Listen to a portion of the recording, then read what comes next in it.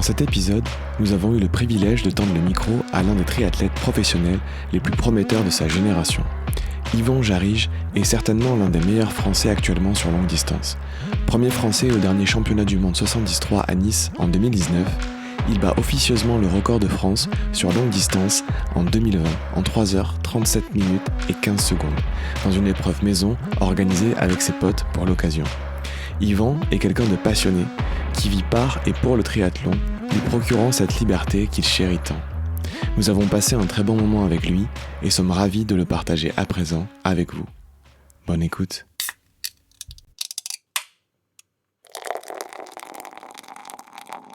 T'as peur d'avoir mal.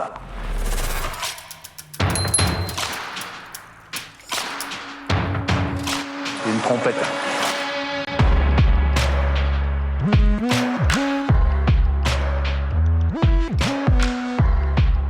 Bienvenue sur le podcast Pinta Triathlon Club, le premier podcast français dédié au triathlon. Dans chaque épisode du PPTC, vous retrouverez des interviews, des conseils et des actualités sur l'univers du triathlon. Bonne écoute!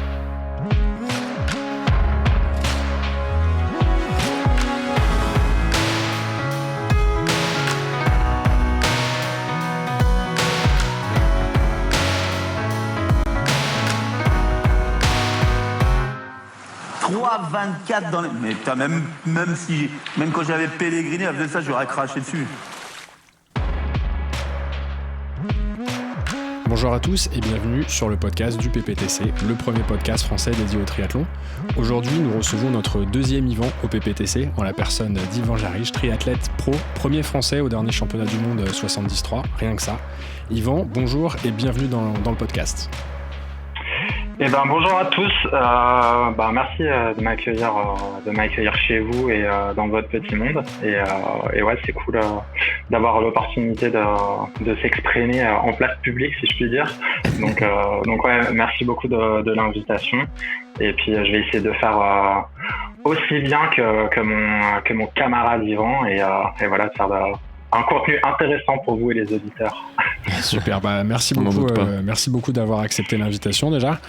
Aujourd'hui, la team est au complète. Je suis accompagné de mes acolytes et amis sur ce projet, Joji, Mélène et Thibaut. Messieurs, bonjour. Bonjour à tous. Yvan, première question pour toi, synchro, là. qui est assez traditionnelle. Est-ce que tu peux commencer par te présenter, s'il te plaît ? Si vous me le demandez, je vais le faire, bien entendu. Alors, c'est un exercice difficile que de se présenter, mais bon, je vais faire simple. Donc, Yvan Jarige, comme tu l'as dit, 32 ans, et puis ouais, triathlète professionnel, et puis ouais, juste un humain dans ce monde, d'un point de vue très simple, voilà, tout simplement. Je ne sais pas si vous voulez toutes les informations. Mais une fois qu'on a le prénom et l'âge, ça permet de positionner un petit peu le personnage, donc c'est très bien. Ouais, voilà, ouais. On va en savoir plus très vite, là. Ouais, on a d'autres questions pour toi, notamment une qu'on pose assez régulièrement en introduction un petit peu, c'est finalement depuis combien de temps est-ce que tu pratiques le triathlon et comment est-ce que cette passion, parce que je suppose que c'est une passion vu ton niveau et ton implication dans ce sport, comment ça s'est révélé ? Du coup, alors j'ai commencé le triathlon vraiment très jeune par le triathlon. Je crois que c'est dans mes souvenirs, il me semble que c'est l'un de mes premiers sports que j'ai fait. Je crois que j'ai fait du judo avant quand j'étais vraiment tout petit. Mais alors, pour ceux qui me connaissent et qui connaissent, genre je me suis jamais battu.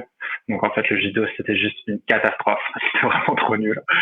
Et non, en fait, tout simplement, mon père et ma mère en faisaient.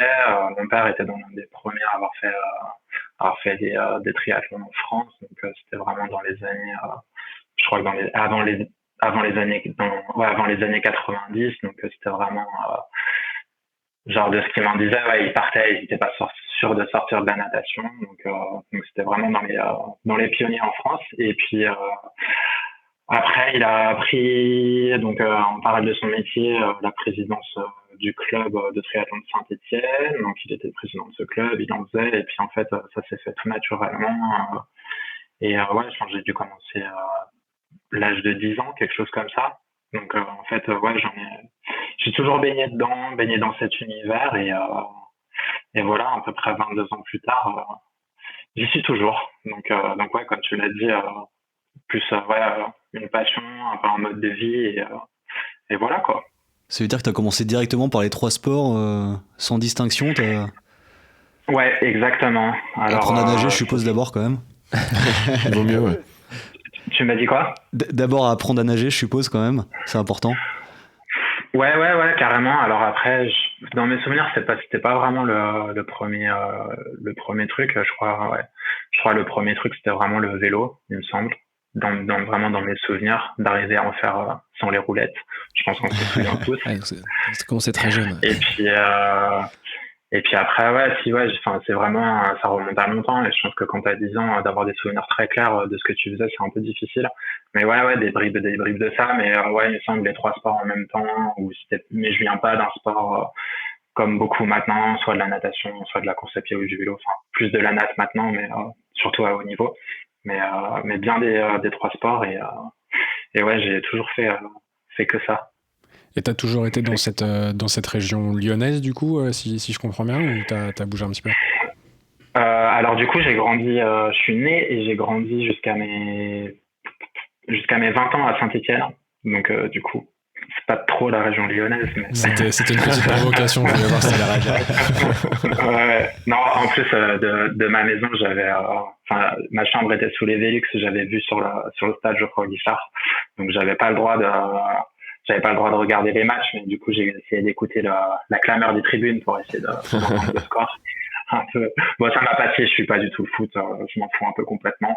Mais ouais, quand tu viens d'une ville comme Saint-Étienne avec une empreinte assez forte là-dessus, t'es quand même un peu obligé de suivre. Donc ouais, jusqu'à mes 20 ans. Après, je suis parti à Clermont-Ferrand pour mes études. J'y ai passé 5 ans. Et puis après mes études, je me suis installé à Rouen où j'y ai passé peut-être 5-6 ans. Et là, depuis cette année, je suis de retour à Saint-Étienne, dans le terre-terre. Retour aux sources. Et ouais, du coup, je te posais cette question notamment pour les parcours. C'est vrai que quand tu grandis en région parisienne, faire du vélo, etc., c'est un petit peu compliqué. C'est vrai que toi, tu avais vite accès à des environnements plutôt sympas. C'est aussi une des raisons pour lesquelles tu penses que tu as continué à pratiquer ce sport, la facilité d'accès, les paysages, etc.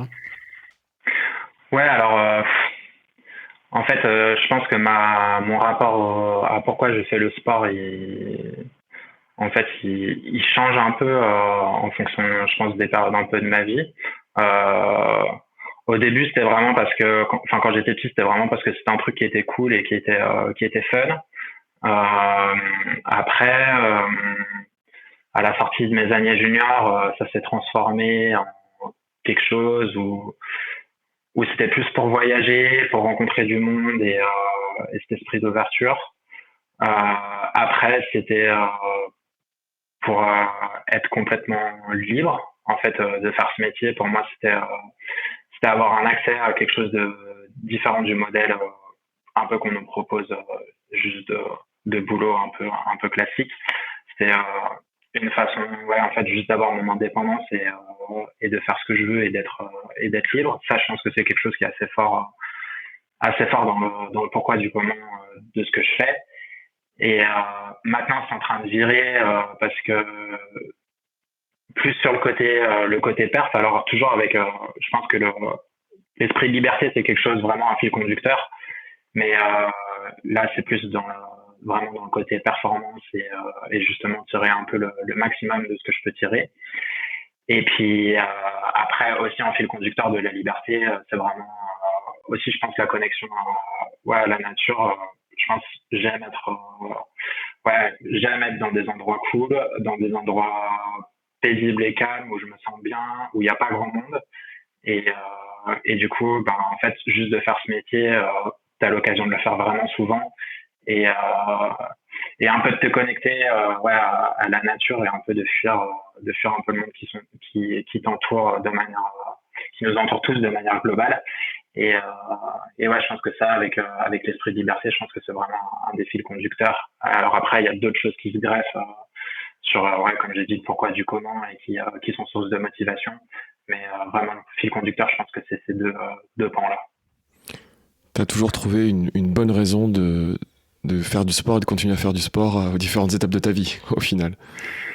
Ouais, carrément. Après, je pense que quand t'es passionné par un truc, en fait, peu importe ce qui se passe, je pense que le monde pourrait être en train de brûler à côté de toi. En fait, le seul truc qui compte, plus ou moins, c'est là, juste là où tu te sens bien et où ça te permet un peu ton échappatoire et un peu justement d'arriver à faire face aux difficultés un peu de la vie qu'on retrouve tous à certaines étapes de notre vie. Et ouais, je pense tout simplement en fait passionné et sans même parler de course ou de quoi que ce soit, ouais, juste d'être dehors, de se déplacer dehors, de sentir que tu construis quelque chose. Je pense que c'est hyper valorisant en tant qu'être humain et je pense que c'est une valeur assez importante que j'attache déjà à moi et que j'attache aux personnes qui m'entourent et ouais, mes futurs enfants, j'aimerais que ce soit des gens passionnés. Je pense que c'est une bonne qualité. Et du coup, t'as de la chance, entre guillemets, que ton père fasse partie des premiers pratiquants de ce sport. Est-ce qu'il t'a poussé dans cette direction à t'emmener sur le chemin du monde professionnel ou pas du tout? Il était certainement ton premier coach, mais pas plus que ça. Non, alors vraiment pas du tout. Vraiment pas du tout en mode compétition. Je pense que mes parents, ce qui leur était vraiment important, c'était avant tout que je sois quelqu'un, je pense, d'épanoui dans la vie de tous les jours. Après, oui, ça a toujours été quelqu'un qui a été ouais, un peu un pilier et toujours une force de soutien dans n'importe quel moment, parce que je pense que pour faire une carrière de haut niveau, forcément tu passes par des moments de beaucoup de doutes et tout, donc ils ont toujours été là. Quand je dis ils ont, c'est bien évidemment ma famille, donc ma sœur, mon père et ma mère. Alors après, j'ai pas pu déroger au fait de devoir faire des études. Ce qui t'a plutôt bien réussi d'ailleurs. Pardon ? Ce qui t'a plutôt bien réussi, j'ai cru comprendre. Oui, alors après, un parcours universitaire, ça reste pas un parcours universitaire et je pense que tu peux pas juger la valeur de quelqu'un sur un parcours universitaire ni une réussite sociale. Ou je veux dire, je pense qu'il y a plein de gens qui n'ont pas fait des études et qui font des choses absolument brillantes dans la vie. Et il y a des gens qui ont fait des études qui font des trucs brillants. Et en fait, il y a tout. Je pense pas qu'il y a spécialement de parcours type et tu peux pas juger la valeur de quelqu'un là-dessus, mais oui, ouais, j'ai pas pu déroger à ça, donc ouais, il fallait avoir bac plus 5 minimum. C'était le prix à payer pour accéder à cette liberté de vivre de son sport. Je pense pas que ce soit forcément un prix à payer. Je pense qu'à un moment donné, il faut aussi être lucide. Bien que ça soit en train de changer, je pense maintenant où le triathlon prend de plus en plus d'ampleur et de faire des carrières et de bien s'en sortir après, parce que je pense que ça t'ouvre des portes, ça t'ouvre beaucoup de portes derrière. Je pense que c'est complètement possible, mais non, à l'époque où j'ai commencé, il y a très peu de monde qui arrive à en vivre décemment et surtout il faut s'assurer un avenir derrière. Ça reste du sport de haut niveau, donc je pense que tout peut aller très vite dans un sens comme dans l'autre et surtout dans l'autre sens, c'est-à-dire dans le sens de disparaître complètement. Je pense un accident de vélo, c'est vite arrivé, une blessure, enfin il y a tout un tas de trucs qui peuvent faire que du jour au lendemain, tu te retrouves un peu sans moyen de pratiquer et je pense que ouais, en fait c'est juste important d'avoir un peu un parachute à côté et puis même tout simplement en termes d'ouverture d'esprit, d'apprendre des choses différentes, c'est intéressant. Je dis pas que c'est le parcours idéal, loin de là, mais en tout cas c'est les miens et j'en suis content. C'est vrai que ça peut parfois s'arrêter assez vite. On avait eu Cyril Viennot qui avait fait alors heureusement il continue sa pratique, mais qui avait fait une grosse chute en vélo. Ça peut mettre un terme des fois à une carrière. Ouais, Et il y a Cyril, l'exemple le plus récent, je crois que c'est Tom Lecomte, où assez jeune, ben ouais, il s'est pris une voiture et puis juste carrière terminée en l'espace de 10 secondes. Donc ouais, ça peut aller vite. Alors après, je dis pas du tout que c'est ce qu'il faut faire. En fait, juste il y a pas de recette gagnante ou quoi que ce soit parce que d'un autre côté, tu perds énormément de temps dans tes années de développement parce que tu peux pas t'entraîner réellement comme tu veux. Et en fait, ce double parcours, il est difficile parce que tu peux pas te focus 100% sur tes études ni te focus 100% sur ton sport et ta carrière. Et je pense que du coup c'est quand même dur, il faut arriver à tenir le coup et puis tu te retrouves moi je suis sorti de mes études à 26 ou 27 ans. J'ai pas mal divagué pendant ce parcours et c'est un peu long, mais ouais, tu te retrouves à 26 ou 27 ans avec une situation financière qui est pas top, avec un niveau sportif qui est pas top parce que ouais, si t'as pas des qualités exceptionnelles, en fait, juste par rapport à des gens qui s'entraînent 30 heures depuis 5-6 ans, toi, en fait, ton développement en tant qu'athlète, il est hyper jeune. Donc, ouais, t'as 1 ou 2 ans où faut serrer les fesses et se dire, je prends un risque de pas partir dans la voie professionnelle, mais de faire ce truc-là et ouais, faut tenir la barre. Donc, c'est pas non plus un choix, un choix hyper, c'est pas l'unique choix à faire ou l'unique manière d'y arriver, quoi. Bien au contraire. Ouais, mais ce qui est bien, c'est que du coup, tu avais quand même un backup si jamais au niveau pro c'était compliqué, tu pouvais toujours reprendre un travail suite aux études que tu avais fait, contrairement à certains pros qui font que ça, et si ça marche pas, ils ont pas développé autre chose que le triathlon. Ouais, carrément. Carrément, t'as raison. Après, alors, faut se remettre au goût du jour par rapport à l'évolution des diplômes et tout. Donc ça, c'est important. Faut aussi se refaire un réseau parce que mine de rien, c'est hyper important pour trouver un boulot derrière. Donc c'est pas non plus hyper facile. Alors après, moi, je pense que en fait, juste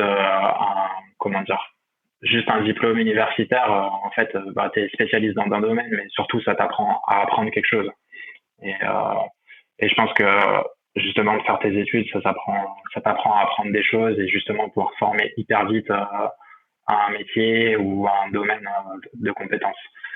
C'est ce que je pense, mais je sais pas, peut-être à vous de me le dire. Nous on est assez d'accord sur l'idée. Effectivement, les études nous ont permis aussi de s'adapter, d'apprendre d'autres choses, de changer de job potentiellement. Donc ça, c'est... On n'a pas réussi à être pro par contre. Hein. Ouais, ça l'a mis de côté. On s'est pas concentré suffisamment sur le sport. On désespère pas. Non, mais clairement, c'est sûr que suivre deux choses en même temps, enfin faire et les études et un parcours pro, c'est compliqué. On avait pu discuter avec Cyril Viennot qui nous disait quand lui il travaillait et que il était sur le point de passer pro, c'était des années aussi un peu compliquées parce que t'enchaînes les heures dans et ton travail et ton sport, faut réussir à jongler un peu entre les deux. Donc. Ouais, c'est sûr. Et puis aussi, je pense qu'il y a une frustration qui amène que, je pense, pour faire du triathlon et surtout à haut niveau, en fait, c'est juste qu'il faut. Je pense que les personnes qui font ça, c'est des personnes qui sont extrêmement exigeantes avec elles-mêmes et un peu jusque-boutistes. Et en fait, ça amène de la frustration parce que du coup, tu peux pas être juste boutiste soit dans tes études ou dans ton travail et à la fois dans ta passion. Et en fait, pour des personnes qui sont jusque boutistes, c'est difficile à vivre parce qu'en fait, t'as juste l'impression d'être tout le temps partagé entre deux choses et de jamais pouvoir réellement creuser ton potentiel à fond. Et c'est ça qui est compliqué. Mais moi, je l'ai ressenti même pas spécialement dans le sport, je l'ai ressenti aussi dans mes études. Le fait d'aller à la moitié des cours, de pas juste être à fond dedans, c'était un peu compliqué, quoi. Comme Olivier. Mais comme Olivier qui allait à la moitié des cours, mais lui il faisait pas. C'était pour la fête, quoi. Je répondrai pas. Le jusque boutisme de la fiesta, mais c'est important. C'est important. Chacun sa passion. Exactement ça. J'ai peut-être une question bête, mais à partir de quel moment on se considère pro en triathlon ? C'est quand on arrive à en vivre ? C'est quand on commence à gagner certaines compétitions ? C'est une bonne question. Un mélange des deux. Ouais, c'est une bonne question et une vaste question et j'avais pas un grand débat parce que non, c'est pas spécialement un débat. Alors, tout dépend ce que tu appelles pro. Alors, sur le circuit longue distance, il y a la catégorie professionnelle. Donc, je crois que maintenant, il me semble que la fédération et le circuit Ironman a mis quelques règles et au moins de justifier un certain niveau pour pouvoir courir dans cette catégorie-là. Donc, à partir du moment où tu cours dans cette catégorie-là, tu peux te considérer comme triathlète professionnel. Donc, il y a ça. Ensuite, il y a l'aspect triathlète pro, ne faire que ça.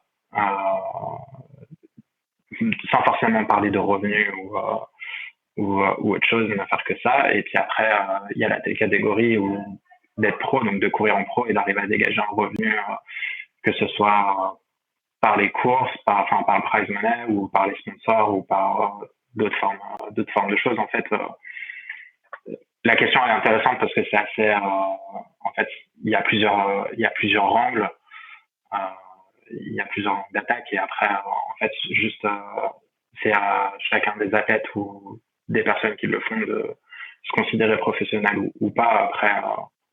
Après, il y a des courses, il y a des résultats. Au final, le seul truc qui compte, c'est un peu les résultats à la fin, quoi.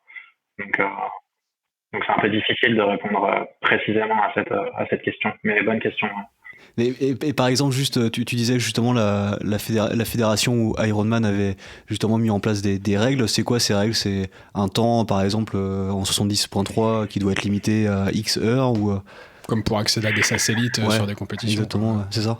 Ouais, il me semble. Alors, franchement, je suis vraiment pas sûr de ce que je vais avancer parce que moi, quand j'ai pris ma première licence professionnelle, je crois que c'était en 2014, donc je faisais encore mes études et il me semble qu'il y avait pas tout ça en fait. C'était juste un désir de courir en pro. Mais maintenant, il me semble qu'il faut demander une lettre à la fédération. Il faut terminer dans un pourcentage de temps d'un vainqueur sur une course. Il me semble que c'est un truc comme ça, mais je veux pas m'avancer. Okay. Ça marche, c'est intéressant. Dans ces eaux-là, ouais. Dans ces eaux-là. Alors je pense que tu peux pas y aller, Joji. Tu penses? Si j'écris une petite lettre sympa à la Fédé, faut que ça soit bien rédigé, avec des belles photos, avec un petit billet. Alors j'y crois pas non plus. Parce que nous on fait presque que ça au final. Et du coup, le risque que tu as pris, là, dont tu parlais à la fin de tes études, de se dire ok, je vais pas dans le chemin traditionnel du salariat, d'entreprise, le chemin classique, je prends ce risque et je me lance dans le triathlon. Est-ce que tu considères aujourd'hui que ce risque a payé, que t'avais raison de le prendre, et est-ce que t'en es content? Oui, non, d'un point de vue, si j'en suis super content parce qu'en fait, genre là, j'avais pas des ambitions forcément extrêmement élevées quand je suis parti là-dedans.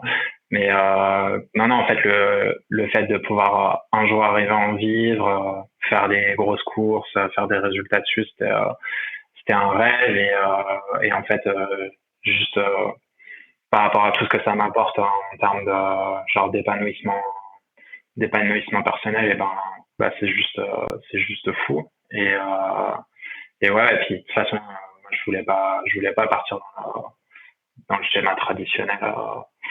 Dans le traditionnel du salariat, comme tu l'as dit, alors pour plusieurs raisons et dont des raisons que je m'explique même pas, mais ouais, c'était un peu genre une peur justement à la fin de mes études et du coup je m'étais fixé au début juste un an à faire que ça à fond avec pour voir ce que ça allait donner en me disant faut que tu fasses tel résultat et que tu arrives à dégager un peu tel revenu de ta discipline. Et puis un peu en fait je me suis fixé des étapes que j'ai réussi à passer plus ou moins. Ça n'a pas été un long fleuve tranquille, loin de là. Je pense que j'ai pas assez de mes 10 doigts de main et des 10 doigts de pied pour compter le nombre de fois où je me suis dit en fait juste là tu vas droit dans le mur et tu n'arriveras pas, et en fait c'est juste une folie et tu chasses une utopie que tu n'arriveras jamais à atteindre. Et donc ça, ouais, effectivement, c'est quand même un revers t'as quand même un revers de la médaille et c'est loin d'être un long fleuve tranquille. Mais après, ouais, je pense que là, à l'heure actuelle, je suis super heureux de ce que je fais, je suis super heureux de mon mode de vie et je pense que pour rien au monde, j'ai envie de le changer. Et voilà, c'est cool, je pense, en termes de ce que ça m'apprend tous les jours, un peu sur la vie et sur moi-même. Hein. Franchement, c'est une super formation de vie, école de vie, et ouais, je suis content de vivre ça, quoi. Est-ce que justement, tu disais il y a des moments où tu doutes et tu te poses un peu des questions. Est-ce que à ce moment-là, par exemple, tu as ton entourage ou ton coach, par exemple, qui te dit, franchement, vu tes pairs, vu là où t'en es, t'es pas loin, continue, lâche rien et ça va passer ou comment t'arrives à te motiver et à garder le cap? Ouais, t'as ça, je pense que t'as l'entourage, proche, le coach, les amis qui font qu'à un certain moment donné, t'arrives à avoir des coups de pouce ou tu vois un soutien, que ce soit moral, financier ou ouais, juste un soutien de manière générale qui font que tu restes là-dedans et tu continues. Après, je pense pas que ce soit l'élément le plus important. Je pense que c'est vraiment une motivation en fait juste qui renfouille au plus profond de toi-même et qui te pousse au-delà de la raison à faire un truc qui pourrait entre guillemets ne pas être raisonnable et qui te permet en fait juste de continuer.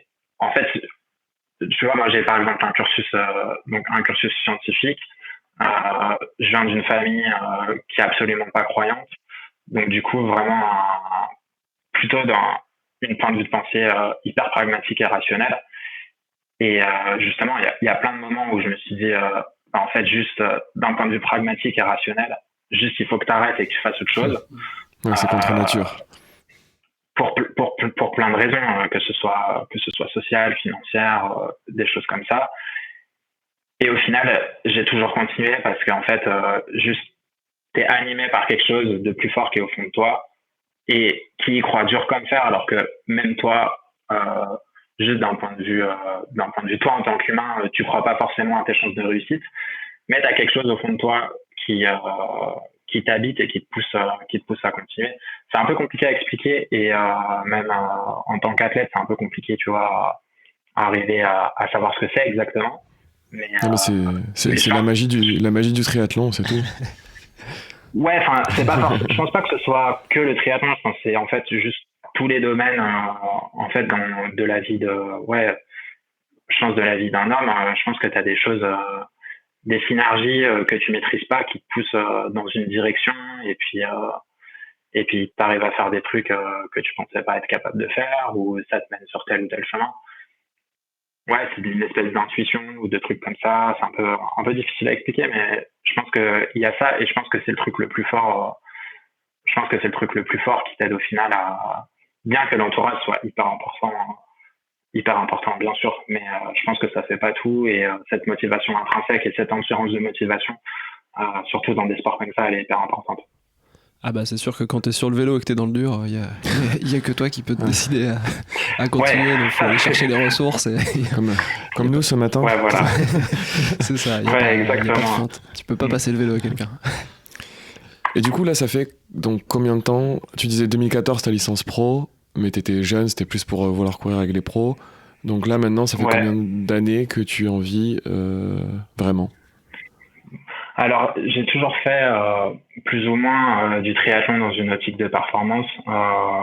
Même quand j'étais minime cadet, genre c'était toujours quelque chose où j'étais investi. Je crois que en junior, il me semble j'ai fait quatrième au championnat de France de triathlon en junior. Après, j'ai fait tout le circuit courte distance, donc D2, première division. J'ai un peu fait de circuit TU en Coupe d'Europe. Même dans mes années U23, j'ai fait troisième au championnat de France U23. Donc j'avais déjà quelques perfs. Et puis après, dans ma tête, moi, je voulais faire du longue distance. Je savais que je voulais faire ça. Et puis c'était le truc qui m'intéressait. Et puis je pense qu'il correspondait plus un peu à mes qualités. Et puis ouais, donc 2014, j'ai fait mon premier Alps en pro sur le circuit, où ça s'était assez bien passé.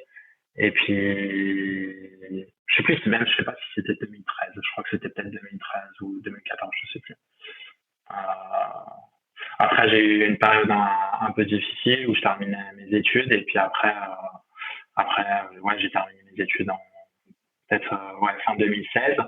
Et puis après, ça s'est vraiment, je pense, décompté depuis 2018, 2019. Ça s'est vraiment décompté en termes de performance et entre guillemets de carrière, quoi, là-dedans. De monter en puissance, quoi.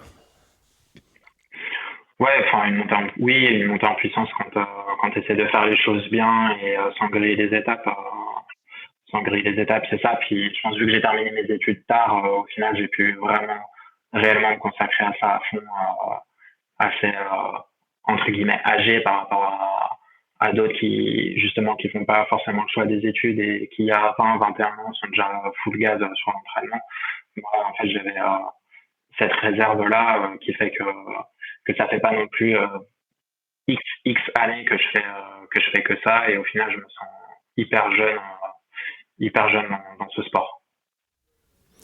Et donc du coup tu t'es consacré principalement à la distance 73 sur du long. Est-ce qu'il y a une raison particulière? Tu disais que ça correspondait le mieux à tes qualités finalement. Alors en fait j'ai toujours voulu faire de l'Iron, enfin la distance reine, c'est-à-dire l'Ironman. Mais par contre je voulais pas griller les étapes, et je considérais que aller sur Ironman, si t'avais pas fait de très bon 73, en fait c'était justement brûler des étapes, et j'ai un peu fait ça en faisant du court distance avant aussi, où je voulais avoir une certaine expérience sur le court distance pour être capable de réussir sur 73.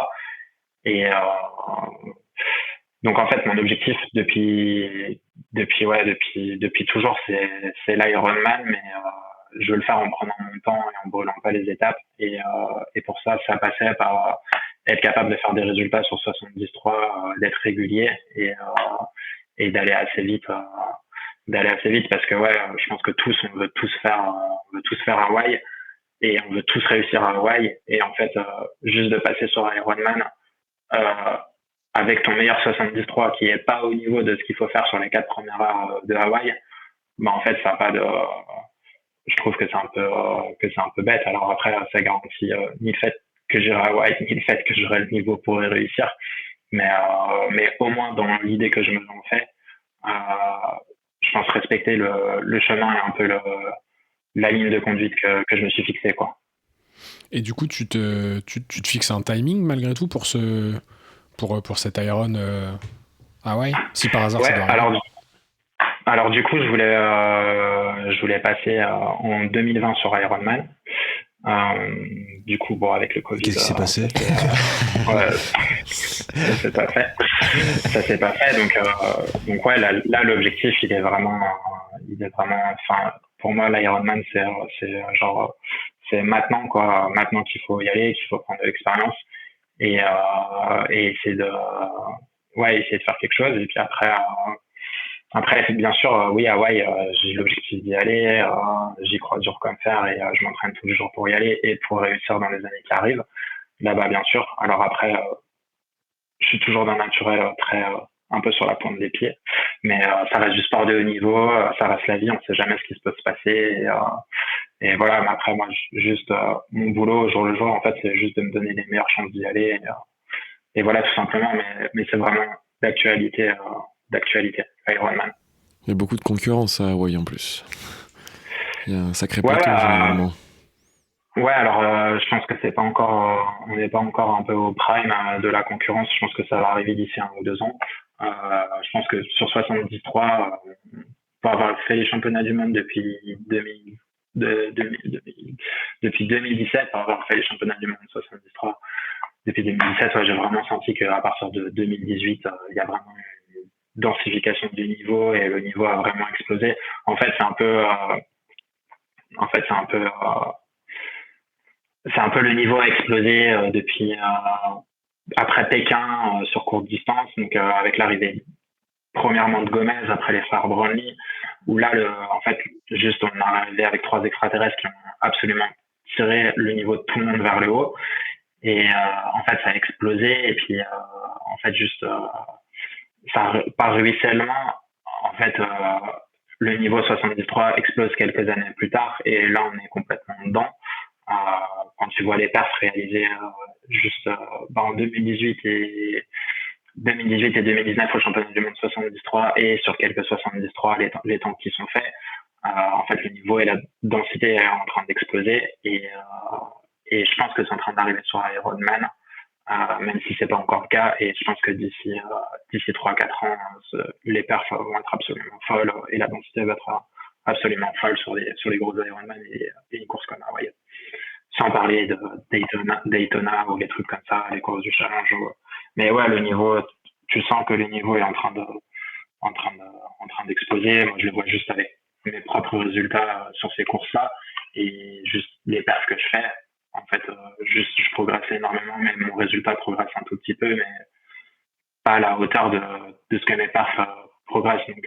Donc ouais, il y a beaucoup plus de monde. Mais c'est tant mieux, parce que ça force vraiment tout le monde au final à tirer son meilleur, quoi. Alors après, j'aurais bien aimé avoir ce niveau il y avait 5-6 ans. Je pense que j'aurais gagné plus de courses, et la vie aurait été plus facile d'un point de vue sur le circuit. Mais bon, c'est aussi intéressant justement d'avoir une concurrence qui te pousse justement à tirer le meilleur, et au final c'est ça qui compte. C'est ça qui compte. Et justement, on se demandait comment tu fais pour continuer à progresser au fil des années. Est-ce qu'il y a des axes spécifiques sur lesquels tu bosses, du travail technique, de la nutrition, est-ce qu'il y a des angles particuliers? Ouais, alors je pense que il y a déjà le premier élément, il est que je pense que le haut niveau, c'est quelque chose qui vient. Bon, il y a des gens qui sont extrêmement doués, qui arrivent tout de suite, ok, mais quand t'as pas cette chance-là, je pense en fait c'est juste l'accumulation des années qui fait que ton corps il s'adapte au fur et à mesure, et qui change, et qui permet de progresser. Il y a l'expérience aussi, je pense, que tu prends, l'expérience en course, mais aussi l'expérience en temps de quand tu fais ton métier tous les jours. Je pense que ça, on peut le ressentir, en fait, tout un chacun dans les métiers respectifs. L'expérience que tu prends, et puis après il y a aussi l'entraînement, c'est juste quelque chose d'illimité. Il y a autant de manières de s'entraîner qu'il y a d'athlètes différents, et tu peux avoir des choses qui vont marcher pendant 2-3 ans dans ton développement, et puis après qui vont plus marcher, des orientations que tu vas prendre qui vont être hyper importantes, mais qui vont pas y payer tout de suite, et qui vont payer 2-3 ans plus tard. Et en fait je pense que c'est juste une espèce de grande maison que tu construis, et voilà, tu ajoutes pierre par pierre, c'est super long. Et puis ouais, et puis après tu peux progresser, ne serait-ce que physiquement. Après tu peux progresser, comme tu l'as dit, la nutrition, sur ça. En fait, trouver un peu le mode de fonctionnement qui te va bien. Et puis je pense après il y a aussi progresser juste dans la tête, ou surtout sur des sports d'endurance, c'est important. Et en fait le cerveau humain, il est que c'est quelque chose absolument d'infini. Et en fait, avant d'arriver à creuser et de découvrir toutes les cases, je pense que tout un chacun et chacun d'athlète, après, t'es forcément rattrapé par, entre guillemets, une dégénérescence physique qui fait que ouais, tes perfs vont baisser parce que ton corps va plus suivre. Mais je pense que un athlète, il n'aurait pas assez de 5 ou 6 carrières s'il est motivé pour tout explorer. En tant explorer les zones, les options pour progresser, ou ces zones de progression. Je pense que c'est vraiment très vaste, et que t'as pas le temps de tout faire. Donc je pense qu'en fait t'as tout le temps moyen de progresser sur tous les trucs, et tu le vois. Je prends quelqu'un comme Yann Frodeno, il a quoi, 38 ou 39 ans. C'est quelqu'un qui fait genre juste du triathlon et du sport de haut niveau depuis qu'il est né. Et pourtant, il arrive à 39 ans, et il fait ses meilleures courses à Hawaï parce qu'il trouve différentes clés. Je sais pas quelles clés il trouve, mais il les trouve pour progresser et faire ses meilleurs temps, et juste mettre la barre encore plus haut. Donc ouais, pour moi, c'est hyper vaste. Est-ce que tu parlais justement de l'entraînement qui peut être vachement varié, etc., qui peut te faire progresser au fil des années, mais est-ce que là, tu vois une tendance, une mode particulière dans les entraînements que tu t'appliques, des choses qui n'existaient pas il y a 3-4 ans et qui te semblent peut-être pas révolutionnaires, mais vraiment novatrices et complémentaires de ce que tu pouvais faire avant? Tu parles pour moi en tant qu'athlète, de mon propre entraînement. Alors, je pense que j'ai un espèce de leitmotiv qui est plutôt basé sur la régularité, essayer de pas me blesser et quelque chose d'assez polarisé. Alors après, la tendance peut-être depuis un an et demi, c'est que je m'entraîne un peu moins dur que ce que je pouvais faire vraiment quand j'ai terminé mes études, où là j'étais vraiment full gaz et ouais, c'était vraiment hyper dur et c'était vraiment, je m'engageais beaucoup. Alors même ça, c'était quand même moins dur que ce que d'autres athlètes peuvent faire. Je pense que maintenant, avec des plateformes comme Strava, au final, on peut faire chaque athlète fait un peu ses veilles technologiques de ce que font les autres. Donc ouais, tu vois des trucs passer, des trucs de dingue passer où tu te dis putain les gars comment ils font ça. Non, après je pense c'est pour ça que Vincent Louis ne publie pas. Ouais, t'as des mecs qui ont quitté Strava. De quoi? C'est pour ça que Vincent Louis ne publie pas. J'ai pas entendu, désolé. Ouais. Qu'il est pas sur Strava. Ouais. C'est ça. Ouais. Alors certains athlètes sont pas sur Strava. C'est des choix à un moment donné. Enfin, je pense que c'est comme une entreprise. Après, ça reste quand même relativement facile de savoir ce que les gars font. Hein. Tu veux savoir ce que fait Vincent Louis, tu vas regarder, il s'entraîne tout le temps en squad, tu vas regarder ce que les autres font qui sont sur Strava comme Marcy Van Driel, et t'as grosso modo un peu l'idée principale de ce qu'il fait. Donc, ça reste assez simple. Mais après, ouais, ça reste comme une entreprise. Je pense que ça reste comme une entreprise où tu décides en fait de cacher ce que tu fais ou pas de le cacher.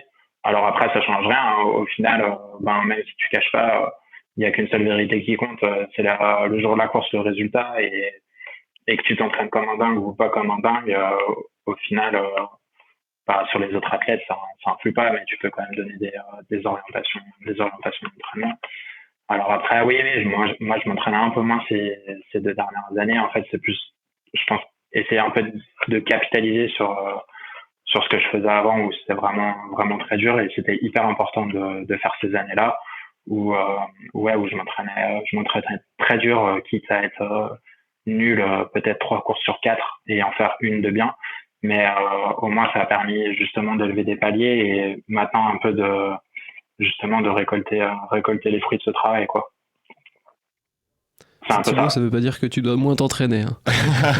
c'est trop tôt. J'ai vu une porte ouverte là, direct. Non, mais je trouve que c'est très intéressant cette vision que tu as de la progression de l'entraînement sur du temps long en fait.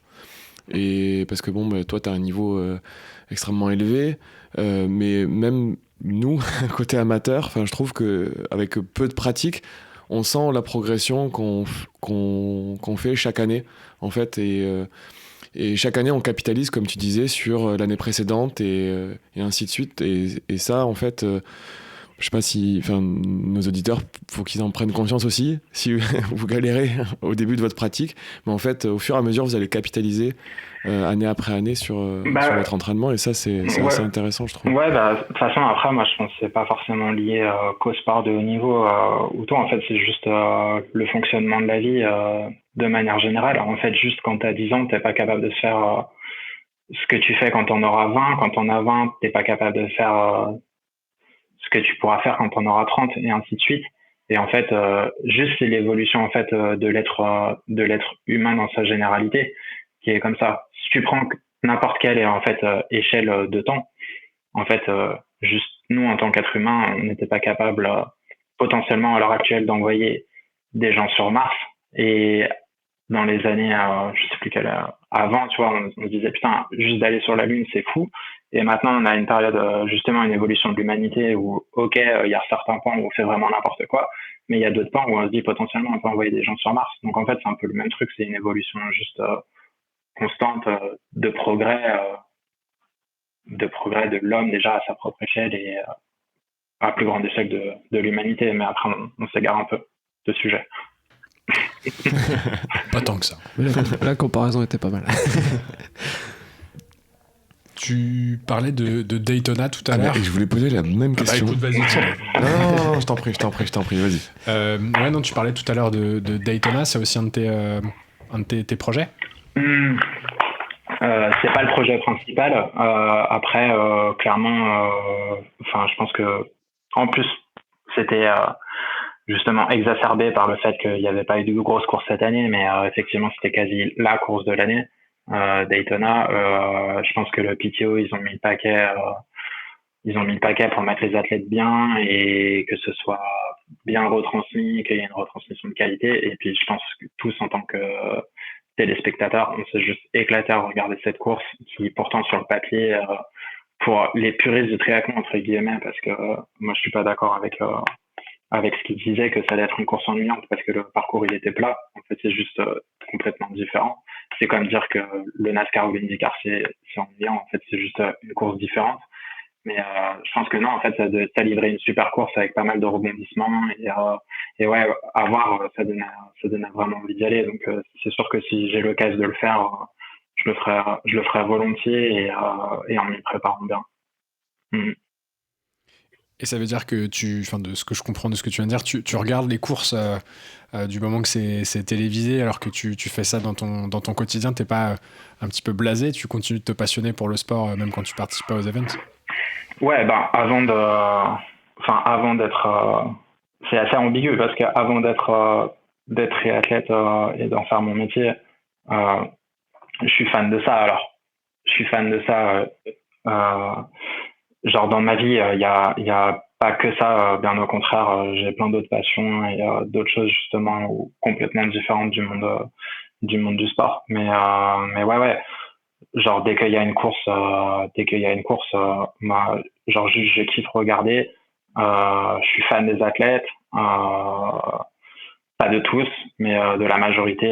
Ouais, avant d'être leur concurrent, je suis avant tout une groupie. Et ouais, genre juste quand il y a une course, ouais, je regarde. Je regarde tout le temps.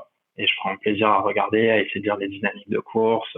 Donc ouais, Daytona, j'étais devant ma télé et j'étais content de regarder et comme un dingue. Donc, Et tu parlais de tes passions justement, c'est quoi tes passions en dehors du triathlon? Alors j'ai une capacité à me passionner assez vite pour des trucs très débiles et de manière assez fulgurante. Je peux passer 2 jours à regarder des trucs sur Wikipédia sur des domaines quelconques. Mais après, je pense que le truc le plus fort chez moi, j'aime beaucoup la musique. J'en écoute beaucoup. Bien que je sache pas en faire, c'est quelque chose que j'aimerais bien. J'en ai fait un peu quand j'étais petit. J'ai fait un peu de saxo. Mais ouais, c'est quelque chose. Genre, j'aurais pas fait du triathlon, j'aurais adoré faire de la musique. Je trouve que tu peux faire passer plein d'émotions. Et par rapport à une performance sportive, c'est quelque chose qui reste un peu ancré dans le temps. Tandis que une performance sportive, tu la vis en live, ça procure une émotion en live, mais c'est juste un point sur une frise chronologique et après, tu auras beau regarder, ce sera pas la même émotion. Alors, c'est une émotion qui est super forte et qui crée des souvenirs incroyables. Mais la musique, ça a le pouvoir, justement, des années et des générations après, de toujours pouvoir toucher quelqu'un et je trouve ça super cool. Après, tu disais que t'étais pas très bon en musique pour en faire. Rassure-toi, il y a certains artistes contemporains qui n'ont pas l'air très forts non plus. Et ils en vivent, donc t'as encore ta chance. C'est jouable. Ouais, maintenant avec la technologie, j'écoute beaucoup de rap. L'autotune, ça facilite. Mais après, t'as l'autotune mal maîtrisé et t'as l'autotune très bien maîtrisé. Ah ouais. Et la nuance est là. Il y a trop d'autotune. Et ouais. Mais non, mais du coup, j'écoute beaucoup de rap. Je suis un cramé de rap. Donc je passe. Rap français ou alors ça a commencé US. Alors du coup, j'y connais vraiment. C'est très bizarre parce que vraiment toute la période 90-2000, je connais pas grand chose. Genre Tupac, Biggie, des trucs comme ça. Mais plus, ouais, à partir de 2010, ça a commencé vraiment ouais, avec genre des trucs comme Kendrick Lamar, A$AP Rocky, Kanye West, des trucs comme ça. Ah oui. Et Frank Ocean aussi, sont toutes ces choses là. Et là depuis 2-3 ans, ouais, énormément de rap français. Et ouais, j'aime bien regarder qui fait les prods, quelles sont les équipes, quels sont les ingénieurs du son, les trucs comme ça. Donc je m'y intéresse bien. Ouais, t'es pointu, quoi. Ouais, pointu. Alors après, j'en suis pas rap hardcore, quoi, mais être amateur, être fan hardcore de rap, mais j'aime bien écouter, j'aime bien essayer de déchiffrer des paroles, de voir les métaphores, des trucs comme ça, les punchlines, qu'est-ce qu'ils ont voulu dire, et je trouve que c'est un bel art quand il est bien maîtrisé. Sinon, bon, ça peut vite être complètement nul, on est d'accord, mais quand il est très bien maîtrisé, je trouve ça hyper cool. Mais c'est marrant parce que la façon dont t'en parles, c'est vrai que t'as visiblement ce côté perfectionniste qui va un peu au bout des sujets, et c'est souvent finalement des tempéraments ou des critères qu'on retrouve dans les personnes qu'on a pu interviewer. Ça a l'air d'être un des sujets qui fait la différence. C'est clair. Donc on va peut-être essayer d'aller plus en profondeur sur les sujets. Passionné. Ouais, mais après je pense que c'est un peu en fait, je reviens toujours au même truc, mais je pense que c'est dans tous les domaines, hein. Je pense que quelqu'un tu vois, quelqu'un qui est hyper fort en sciences et qui a une médaille Fields, et ben en fait c'est juste quelqu'un qui est jusque boutiste dans son domaine, hein, ça peut être les mathématiques, les physiques et tout, et quasi de l'autisme, et je pense que pour être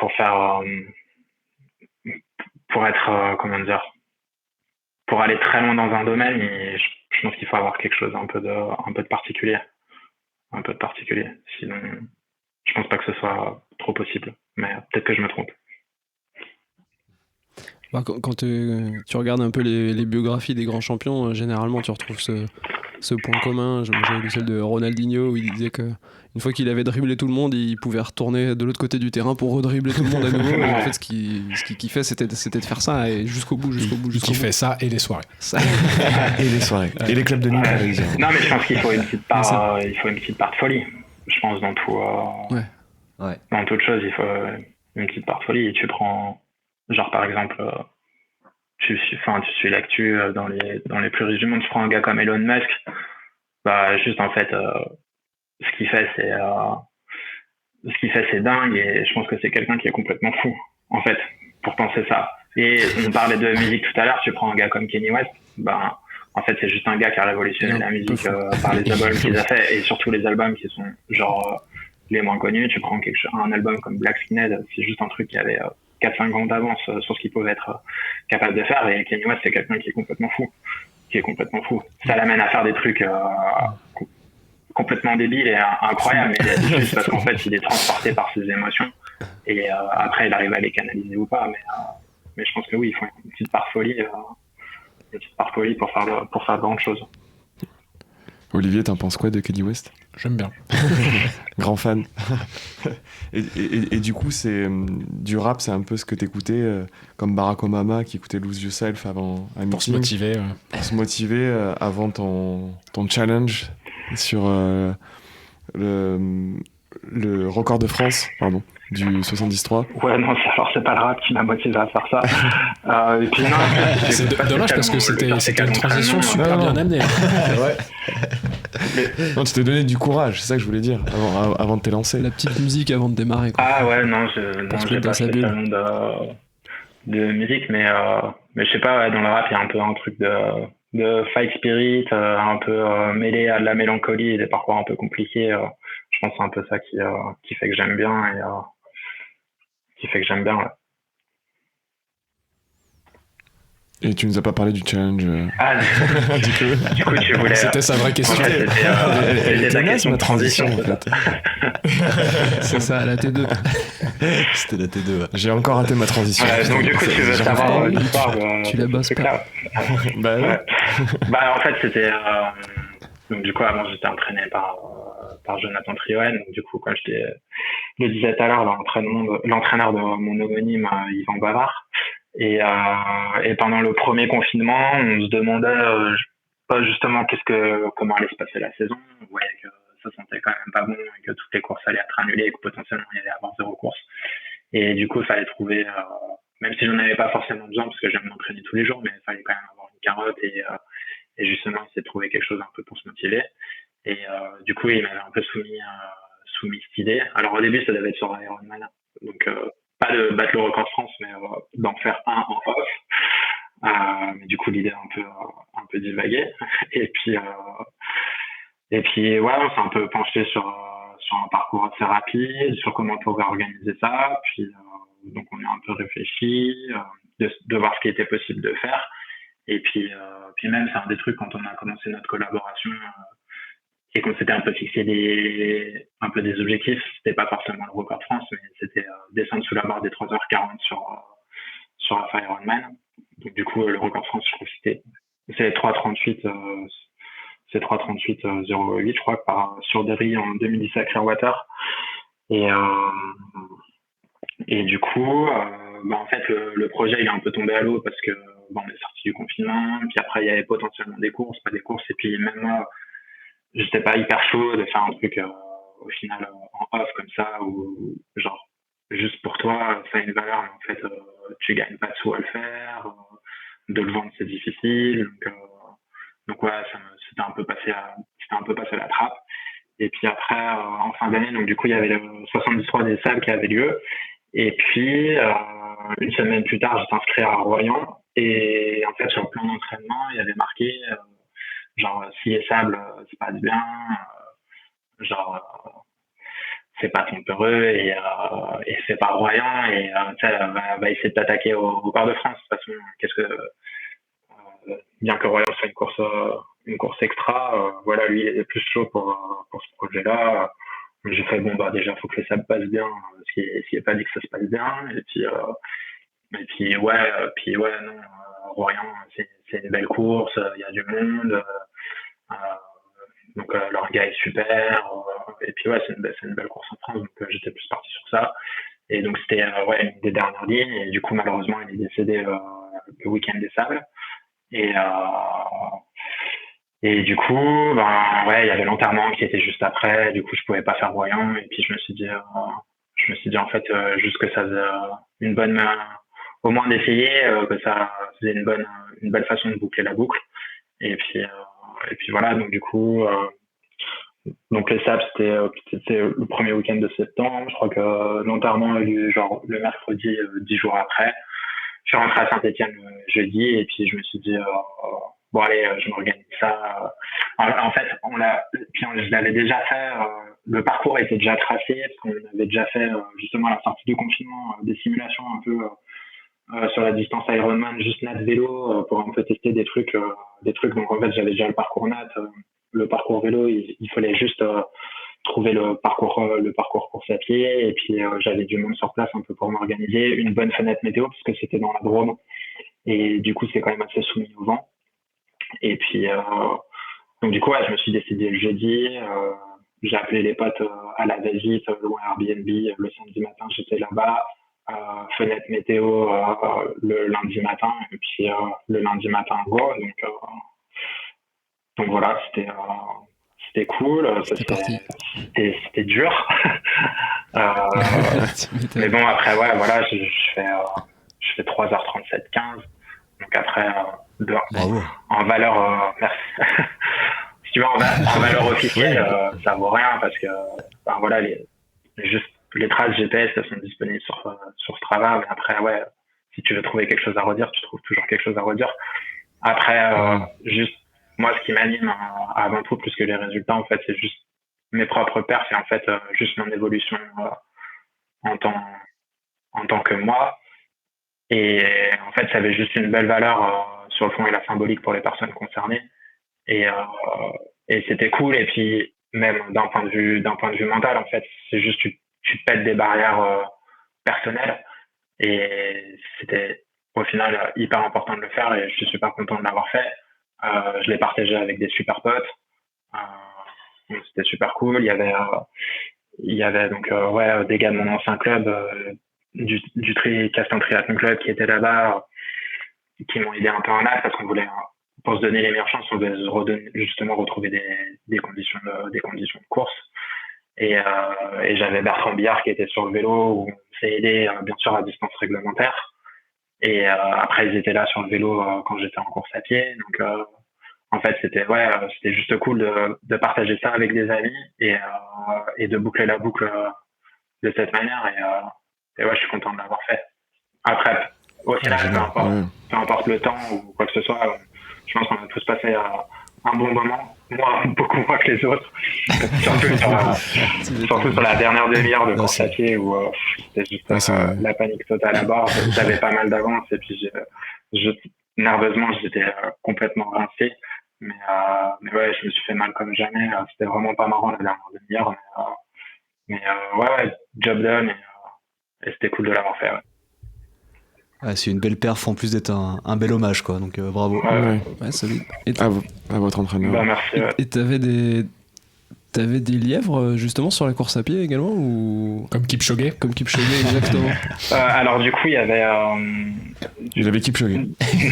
Non. Du coup, Kipchoge n'aura pas été d'une grande aide. Déjà parce qu'il est tout fin, et encore plus sur le vélo. C'est sûr. Non, du coup, je dis les noms, j'avais Johan Sabi qui me faisait une partie de la natte, donc pas toute la natte, mais il m'a fait quelques parties de 400 mètres par-ci par-là.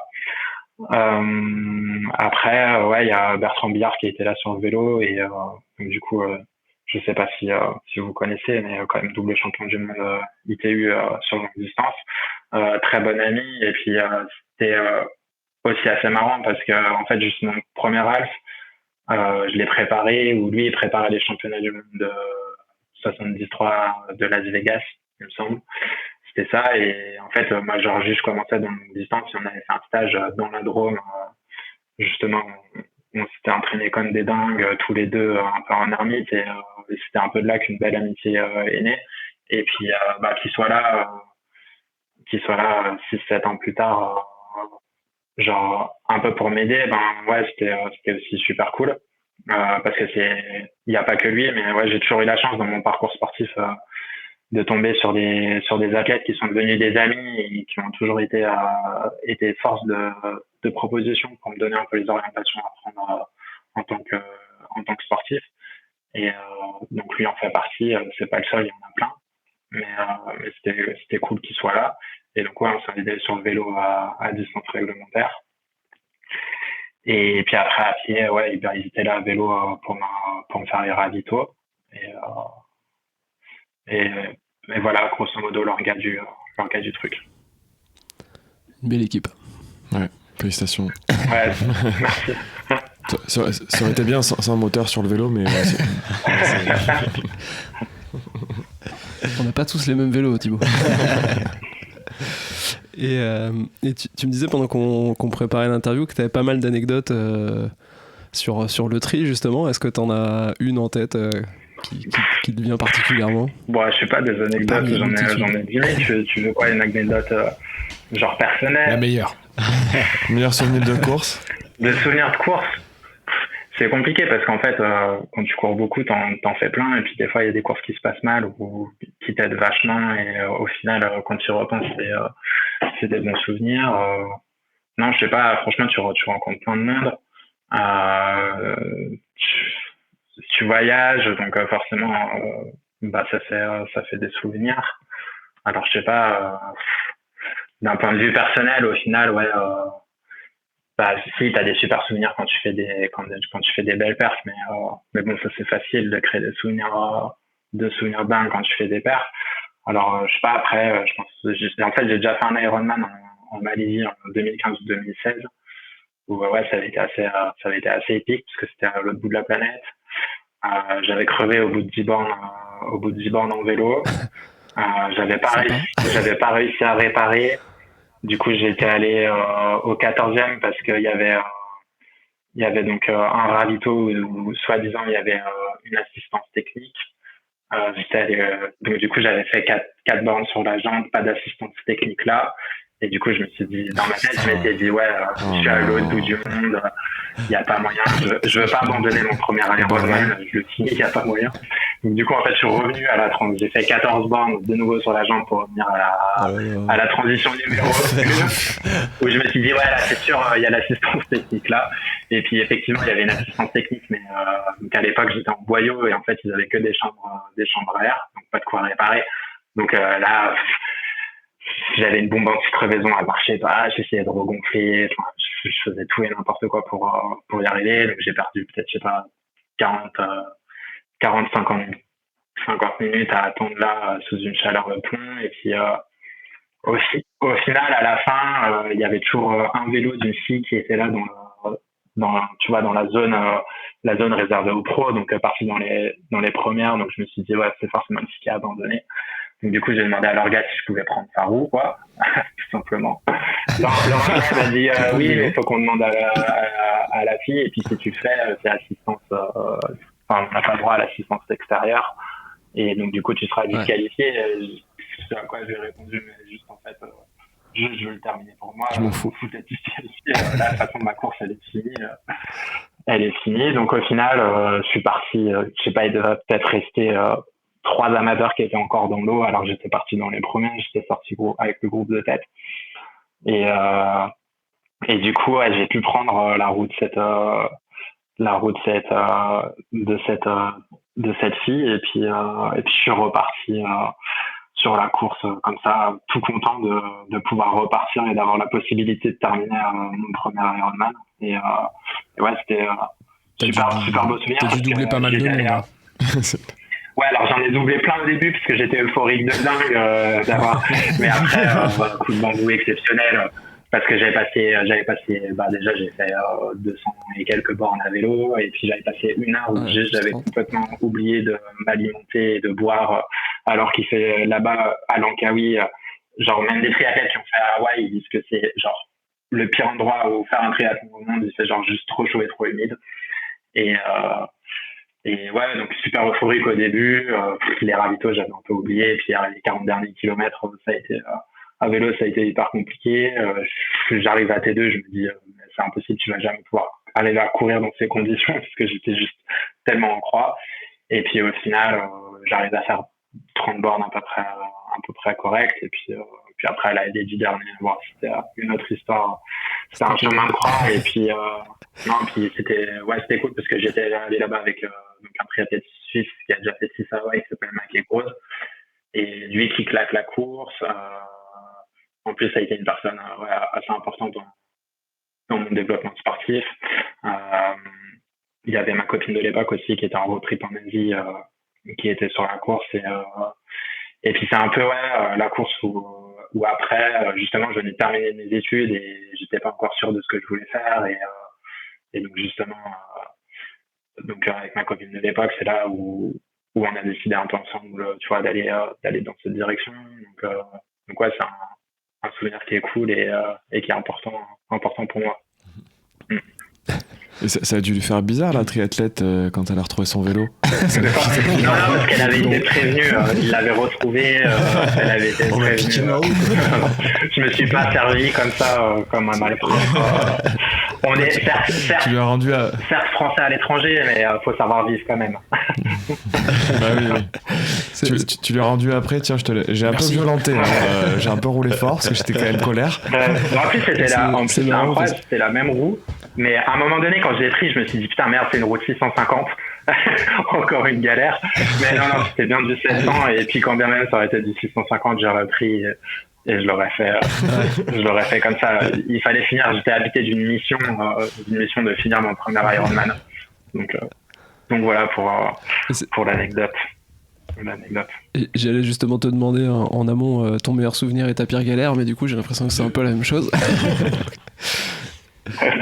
Ouais, non, si au final, mais enfin, je sais pas, pour n'importe qui a voyagé, au final, les meilleurs souvenirs sont souvent les pires galères. Parce que c'est là où tu te retrouves un peu face à toi-même, où tu te retrouves dans juste des situations improbables, et c'est souvent comme ça. Et je pense que vous êtes spécialiste des soirées, et souvent les soirées improvisées sont les meilleures au final. Ah bon ? Non, on est spécialiste des triathlons. On est plus spécialiste des galères. C'est vrai que encore ce matin, je dis qu'il n'a pas pu faire la sortie avec nous parce qu'il a éclaté son pneu malheureusement. Au 10e kilomètre. Au 10e kilomètre, ouais. Il faut savoir. Et il n'y avait pas de triathlète à côté pour filer sa roue. Et juste, nous, on attaque notre premier Ironman cette année si tout va bien. T'as fait, avec toutes ces galères, t'as fait quel temps ? Juste pour nous dégoûter un petit peu. Sur le premier. Sur le premier, ouais. Alors, franchement, je sais même pas te dire. Tu sais plus? Je sais même pas te dire. Mais un truc, j'allais dire ridicule, mais ridicule pour quelqu'un. Je sais pas. Franchement, j'en sais rien. Peut-être 11h30, 12h, voire peut-être même plus, je sais plus. Ah ouais. Ouais.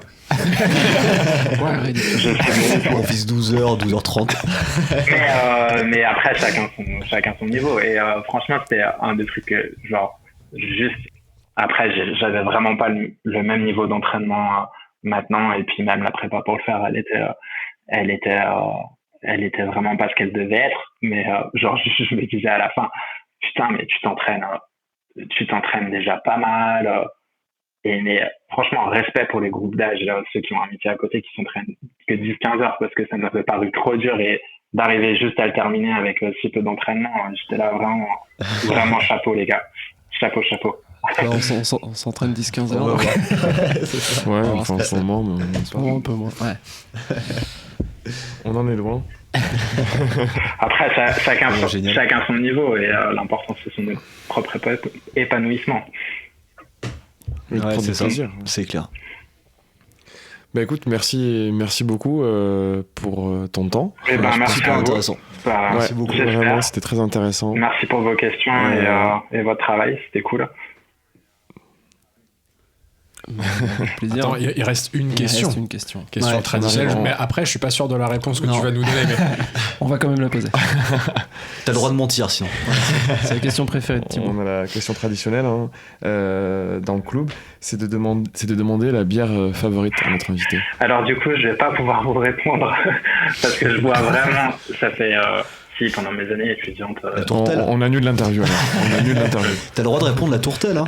De quoi? Bière sans alcool. Non, très correct. c'est pas ça.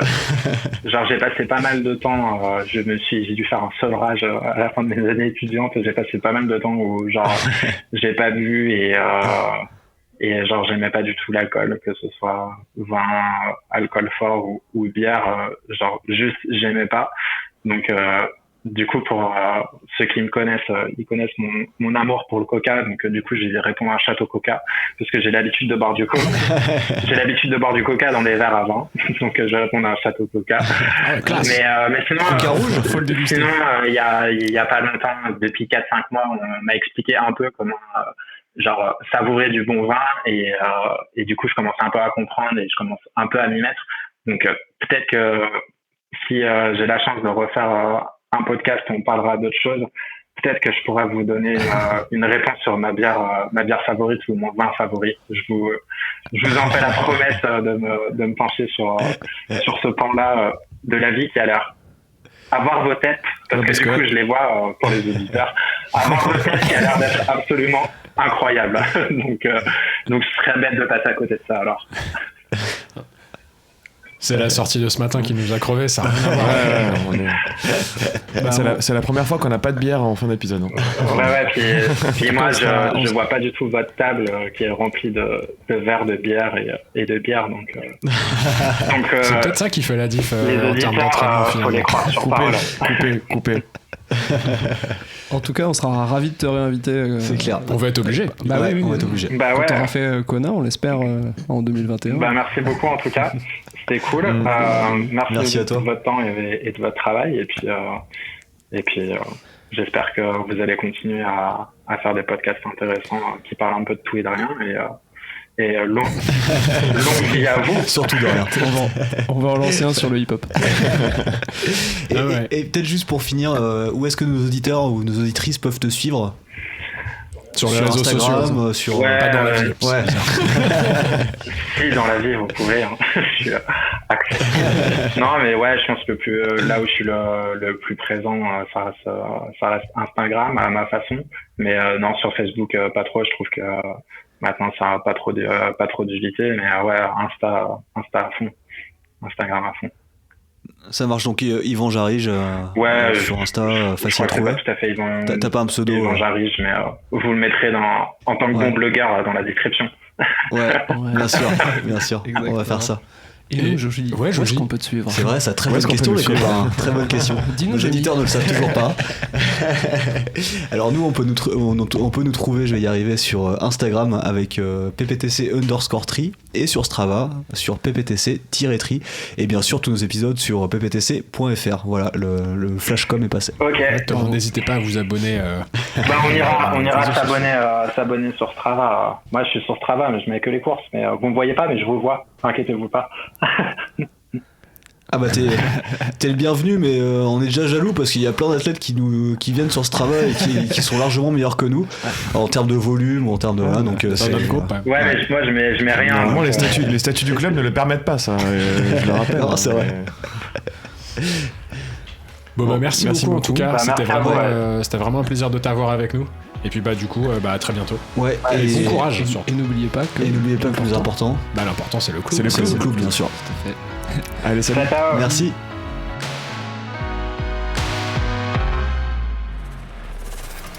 Ah, j'en ai marre d'entraîner des cons, sans déconner, je te jure.